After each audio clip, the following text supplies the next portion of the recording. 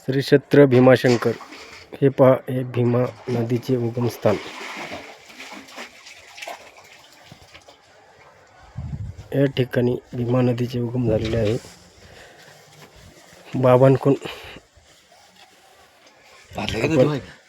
भीमा नदी उगम स्थानाविषयी माहिती. बाबा सांगा. माहिती. भीमा नदी उगम या ठिकाणी झाला. या ठिकाणी ब्रह्म, विष्णू, महेश, सूर्य, चंद्र हे पाच देव या ठिकाणी थांबले.